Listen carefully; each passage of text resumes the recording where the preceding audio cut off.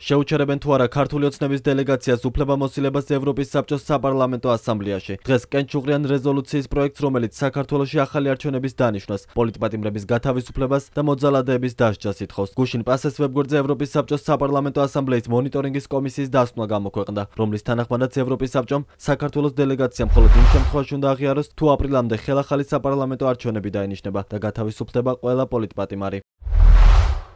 დაუყოვნებლივ დაიწყოს ინკლუზიური პროცესი ყველა დაინტერესებული მხარისა და სოციალური სუბიექტების მონაწილეობით, მათ შორის მმართველი უმრავლესობის, ოპოზიციისა და სამოქალაქო საზოგადოების ჩათვლით, რათა აღმოიფხვრას ბოლო საპარლამენტო არჩევნების დროს გამოვლენილი ხარვეზები და შეიქმნას ისეთი საარჩევნო გარემო, რომელიც ხელს შეუწყობს რეალურად დემოკრატიული ახალი არჩევნების გამოცხადებას უახლოეს თვეებში. გადადგას დაუყოვნებლივი და ეფექტური ნაბიჯები, რათა საქართველომ შეძლოს განაახლოს ევროპული ინტეგრაციის პროცესი ხალხის ევროპული მისწრაფებების შესაბამისად და მნიშვნელოვნად დააჩქაროს საჭირო რეფორმები. დაუყოვნებლივ დაასრულოს პოლიციის სისასტიკე და ადამიანის უფლებების დარღვევა, ეფექტურად გამოიძიოს ეს პრაქტიკა და შეწყვიტოს სასამართლო პროცესების ბოროტად გამოყენება, როგორც მომიტინგეების, ჟურნალისტებისა და სამოქალაქო ლიდერების შეჩერების ან შურისძიების საშუალება და ასევე სრულად წეს პატივი გამოხატვისა და შეკრების თავისუფლებას. გაათავისუფლოს ყველა პოლიტპატიმარი ასამბლეის 2025 წლის აპრილის სესიამდე.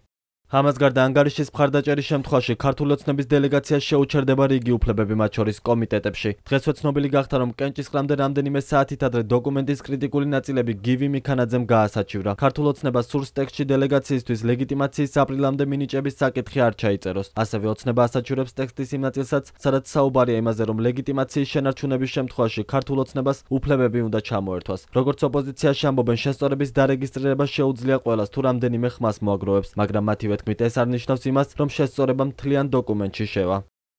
ეს ამ საბოლოო დამტკიცება მოხდება, თქვენ ნახავთ, რომ არც ერთი ცვლილება, რომელიც ქართულმა ოცნებამ დაარეგისტრირა, რომელიც ძალიან უნდა რომ გაიტანოს, არ იქნება მიღებული. ამაში ვარ უკვე აბსოლუტურად დარწმუნებული. ეს არის შინაარსი, რაზეც ჩვენ ვიმუშავეთ ოპოზიციამ, პოლიტიკურმა ძალებმა, ვინც აქ ვარ წარმოდგენილი, ერთიანად და სრულად ასახავს ჩვენს პოზიციებს ყველა შეხვედრაზე და ყველა ჯგუფთან მუშაობის დროს. უმნიშვნელოვანესი დოკუმენტია და ქართული ოცნების კარები საბოლოოდ დაიხურება ევროპულ ასპარეზზე.